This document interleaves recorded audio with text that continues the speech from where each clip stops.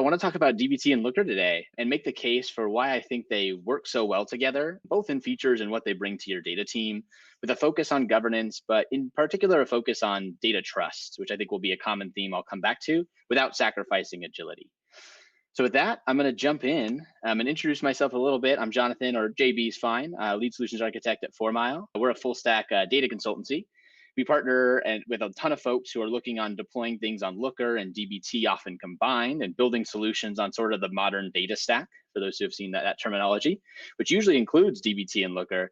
And so this is a topic I'm really passionate about. I think we've collectively seen a ton of patterns and stuff that work well and some that don't work well. So, a lot to speak on here today, and hopefully in the Slack channel, we can have a lot of great conversations too.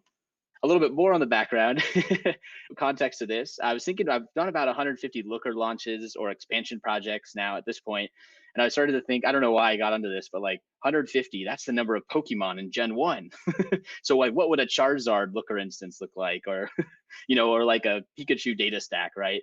So I'll come back to that. Actually, there's a connection to that, which I'll come to, but also a bit of a utility person at 4 Mile. So sometimes I'll be doing just some LookML Looker development. Sometimes it's dbt modeling.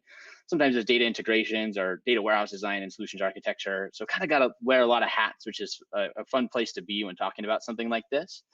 And generally just helping folks deploy these tools together. And I think I have hopefully some good arguments and, a few things to say about why I think that dbt and Looker really work well as perfect complements, I guess, in the data stack. So there's a loose agenda for the day. I'm going to go through a few common challenges that folks see, framing primarily actually from the Looker perspective about why dbt can be effective, but hopefully throughout, from there, kind of diving into why dbt and Looker work so well and how Looker actually can be a great complement to dbt analytics engineers. And then going into the roles of dbt and Lookers, particularly in the data stack, where they're similar, where they're different, talk about those symbiotic benefits. And then in particular, focus on some FAQs, which actually is maybe the section I'm most excited about because there's a lot there and a lot of folks have questions about this. And then ultimately building a strong data culture, which is kind of the big picture connectivity tissue that brings it all together at the end. So that I'm going to dive into the kind of common challenge, and we'll look at a fairly common challenge that folks using Looker may face that makes adding dbt to your stack kind of compelling. And as I mentioned, this will be focused on that perspective. So our case study will be kind of a representative example. It's a global software development firm, we'll say, and they started out with a smaller data team. Let's say they, kind of start to recognize the value of analytics over time. But thus far, they've been making reports manually at this point, maybe using Excel quite a bit. And then they started using Looker, and they began and got onto Looker a couple years back when that data team was fairly small, and they were integrating maybe just a few data sources together, perhaps on their Snowflake data warehouse, right? This is a picture maybe of what that stack might have looked like. We've got maybe an ingestion tool, kind of like Fivetran, maybe Snowflake or perhaps a BigQuery as their data warehouse, and then Looker as their BI tool, working off of just the ingested data that's coming in from their data integration tool. So you can see, well, if I jump ahead now a little bit more in the background, we can say that maybe in the past 2 years, the company has grown, let's say, very quickly. And now multiple departments rely on this data. Looker's been really effective for them. But when they started out using Looker, what they did was, this really great thing, this quick to value add thing in Looker, which is adding views into their explorers. And for those who aren't familiar with the terminology, I'll come back to that a little bit in a minute. But basically building dashboards very quickly by building views off raw data. And so what happens with a quick growing team often is we'll see folks will, have new use cases, new features, new tables in their database. And with this pattern, you can just add a view, add a view, add a view, add it to your Explorer. And this is cool. However, sometimes Explorers get very large. You might have over 30 views in one Explorer, many fields with the same name. Maybe it becomes not intuitive over time, ultimately for your business users because there's just so much there. Where before, maybe the interface was pretty clear and somebody could go in and self-service and answer their own questions, which is a really great feature in Looker. They might notice slowness on the dashboard because of all those joins, and just generally the experience isn't so good. No self-service means everything is a manual request for the data team. And I was thinking, oh, this is definitely a scary Hunter-esque Looker instance here. This is not what we're searching for. So that's my image of that sort of thing. And to generalize it a bit, Looker allows for very quick time to value and fast iteration. And what it sometimes leads folks to do is to kind of skip the warehouse design step occasionally, right? Especially many teams that are like, say, new to Looker and smaller teams with only a few use cases, they will start by just adding those views or those explorers whenever they need insights and new tables. And they might see over time that things like Looker's PDTs, which are persisted derived tables, a way to write data back to your warehouse as a SQL, which is really cool, can be a bit limited, right? It's great, but it does have a little bit of limitation. There's some things you can't do with it, which we'll go into a bit. But if we start out like this, and maybe this is kind of the representative set of like views that they were initially building that Explorer with, which, made into kind of a self-service interface, a user could probably understand the simple ERD like this. Over time, and as things grow, they start to try to build explorers and things in Looker that are built off of something more like this, right? This might just be a subset of a giant ERD. And, some folks don't have an ERD at all, right? But they just have tons of tables they need to model. And, again, this can happen because integrating data in Looker is so easy. You can be so agile. However, it does have its problems, as I did highlight. And by the way, if anyone has seen this sort of thing before, I'd love to hear about it in the Slack channel, because it's funny to see how this sort of thing can happen and similar patterns and things that work well and not well. So feel free to have that conversation there. And again, as people get into this point, as I may have mentioned a bit, sometimes what happens is business users just have to request data, rather than being able to build things, you're in this request-oriented process. And that's, definitely no good. So perhaps another tool can help us with our transforms, right? And I want to make the case when we kind of do some compare and contrast on the tools about why DBT is really great as that tool. And we'll kind of go into, again, that perspective of DBT to Looker too. But right now I want to highlight the roles of DBT and Looker and kind of what they're doing. First, we'll talk about where they differ. So these are primarily like kind of core components of each tool and definitely not fully representative, but DBT is great for complex transformation pipelines or DAGs and in warehouse transformations in general as your ELT or T and ELT tool. It allows you to do awesome things like document your database and your sources, surface that visibility as like, the database documentation and such via DBT's docs, defining source freshness, data and schema tests, materialize your transforms in interesting ways like incremental builds and ephemeral builds to modularize, and ultimately a great tool for designing your data warehouse and building transforms on it. And then Looker's primary components are self-service BI and explorers, which is again that self-service interface for kind of diving into your data, curated dashboards, your business data model, which is your LookML, Looker, it's kind of the language of Looker. And then it supports things like embedded analytics, custom data experiences, alerts, data deliveries, a bunch of stuff that helps folks really scale really well and do some awesome stuff with that data. But I think what's particularly compelling is where they coalesce. And yes, see what I did there. And to talk about some of those similarities, first of all, we have version-controlled business logic. This is huge, right? And we'll come back to some of those analytics engineering principles. We'll come back to that topic in a minute, but version-controlled business logic is great. We're able to be careful with what we release and all that good stuff. SQL and YAML, or YAML-like analytics data modeling, YAML-like in the case of LookML. The way that we write DBT models and the way that we write LookML is very, very similar. And I'll kind of make the case for how they're essentially similar in a good way, not in a way that's like, oh, they're slightly different, so it's confusing. They both have isolated development environments. DBT has your development schema, and Looker has development mode, which lets you kind of test dashboards and changes in your LookML quickly. They both give you the ability to write really dry code. So, between things like DBT's ref statement and Looker's pointers to other dimensions and metrics, you're not redefining logic over and over. You can have a good source of truth. And then generally, again, I'm hoping to build towards that these are both fueling good analytics engineering principles and philosophy, which really stems from DBT and the Fishtown community. But I think a lot of those pieces fit into Looker very well as well. And I hope to kind of connect that tissue here shortly. And we'll do so by talking a little bit about their symbiotic benefits. And in order to kind of highlight their symbiotic benefits, I think it's helpful to dive into some values of analytics engineering or some of the philosophical components. And these are kind of based on I think it was a blog post by Tristan actually, which, we've kind of generalized a bit to kind of fit into the BI space. And so it's kind of like mine or like the 4-mile version of them, but you'll definitely recognize these if you've seen that.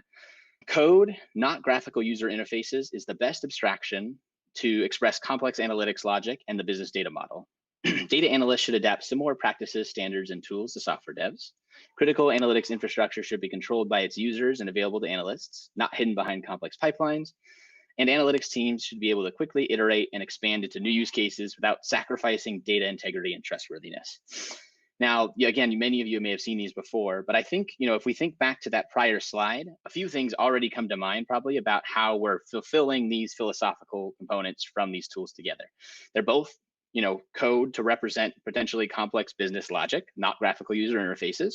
Both allow you to do cool things that software developers might do when they're building stuff, like defining tests, having a separate development mode and a process to promote things to production, so on and so forth.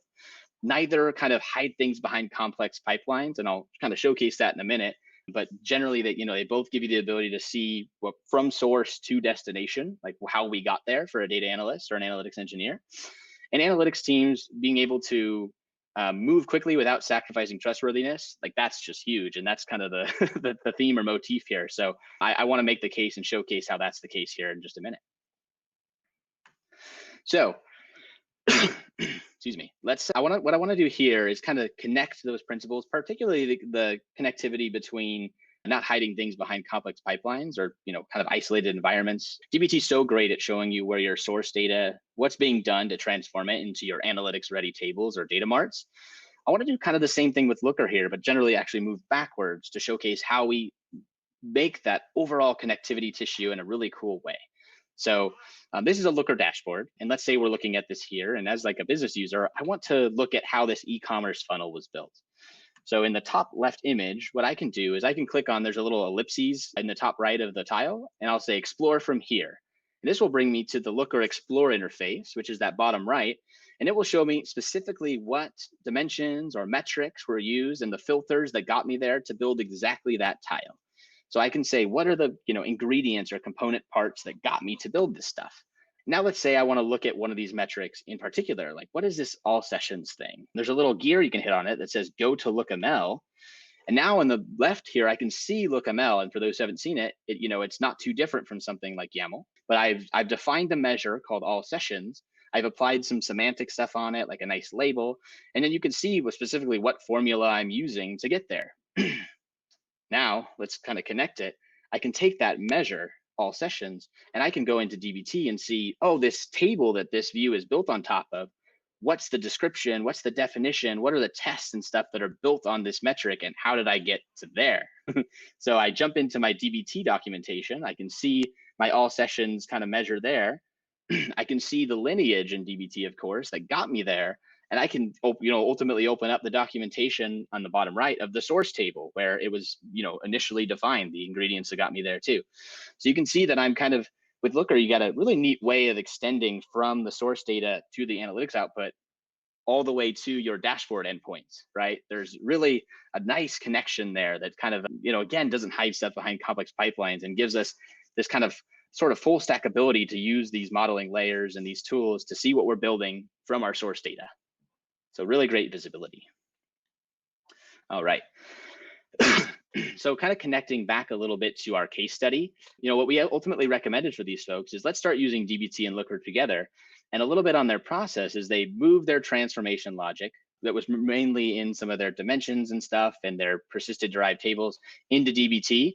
And they still use Looker for the semantic layer and for those self-service explorers for their business users. And there was kind of a data team shift a bit focus here too, where again, the data team was focused mainly on requests and such, and kind of building that LookML each time.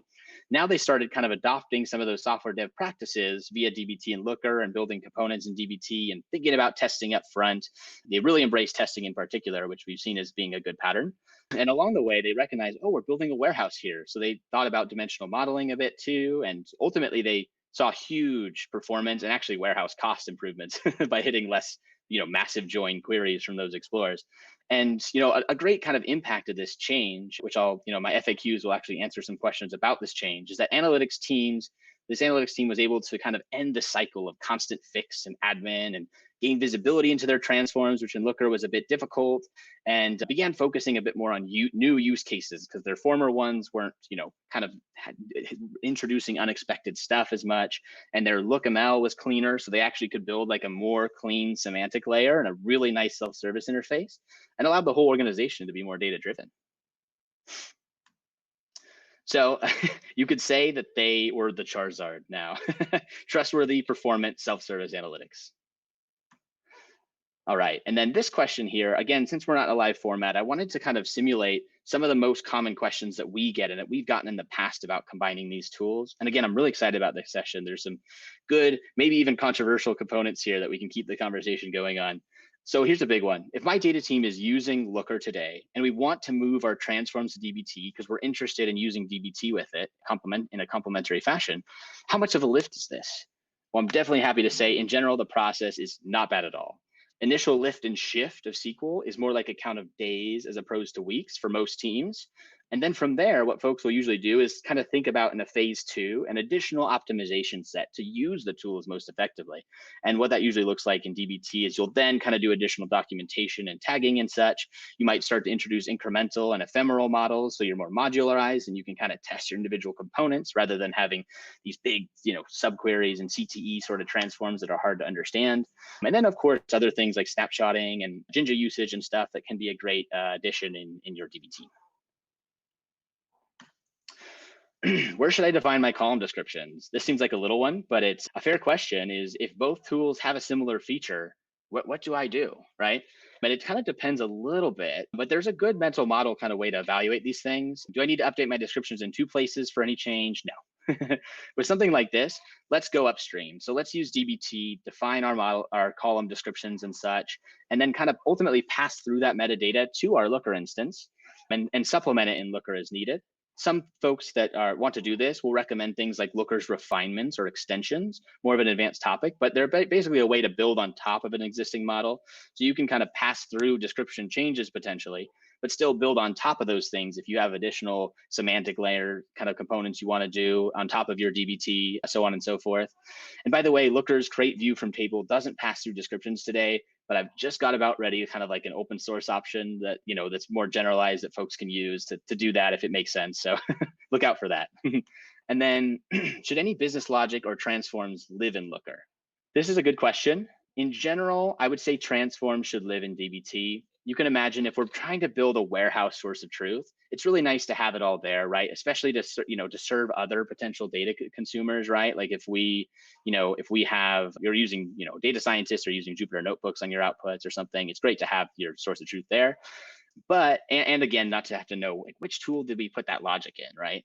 But there are a couple exceptions to point out. Potentially, if you have anything dynamic in Looker, this is a good case to kind of have it there is, with Looker, you have things like parameters and templated filters. Again, a more advanced topic, but if you have things where like a user specific choice in a dashboard should change the way we query this table, and it makes sense for us to do that query change perhaps in Looker, then that's a good use case for having some of that logic and drive table and SQL and stuff in Looker.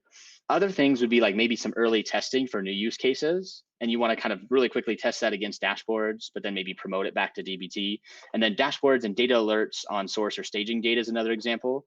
I say with access grants on both of these because a really cool governance tool in Looker is you can establish access grants that give only certain audiences the ability to access certain dimensions or metrics or explores or joins. So you can basically say, oh, my data team can go in and do early testing and it doesn't affect the user experience of business users. Or, we have an alerting system that goes close to our source data that our data team works with to make sure certain things are as expected, right? And that's an additional thing too that you might use access grants for and have in Looker. It seems like we want our business logic in DBT. However, testing and using development mode and writing PDTs in Looker was so quick. If I have a new analytics use case, do I start developing in DBT or do I start developing in Looker? And this is another good question. It's sort of a depends one. I think there's a good simple process you can define as a team for this answer. But generally, I say for use cases where you want to make a quick change and test right away against a dashboard, Looker is a solid option. Think about a basic transform to a dimension you already have that you want to make available and make sure your dashboard looks how it should. That's a good use case, right? Or, potentially some kind of like convenience metrics that you want people to be able to self-service with.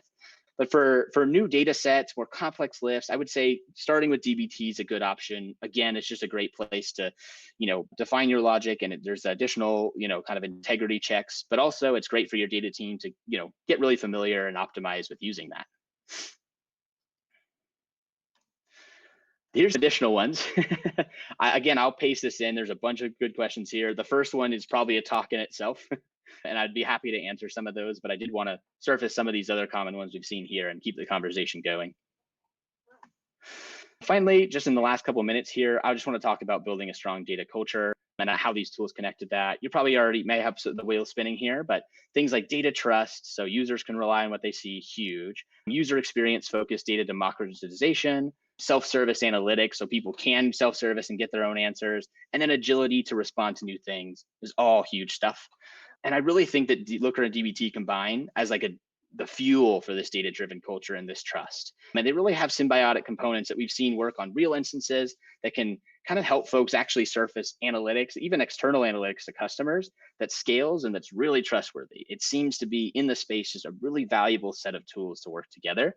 From the DBT perspective, Looker adheres to many principles of analytics engineering, and really learning LookML is natural for an analytics engineer. And then DBT from the Looker perspective, managing transforms in DBT adds a ton of visibility and governance benefits. And then again, SQL and YAML is going to be very familiar to a LookML developer. So as a data team, it's just expansion of tools, and actually makes things more interesting and more to learn and for the folks. And I think as a last point in the combined perspective is that we're just getting those governance and the ability to self-service in a really trustworthy fashion, maintaining performance, building a strong warehouse, allowing business users to feel good about making data-driven decisions on a stack that essentially we're taking the best of both worlds with. We are grabbing the best that each has to offer, and in a way that kind of complements one another. And again, we've seen tools that complement each other and some that don't. And I really think these two do so in a highly effective way. And I'd love to keep that conversation going. But thank you all so much for your attention. Appreciate everything at the conference once again. And let's definitely continue the conversation in the Slack channel.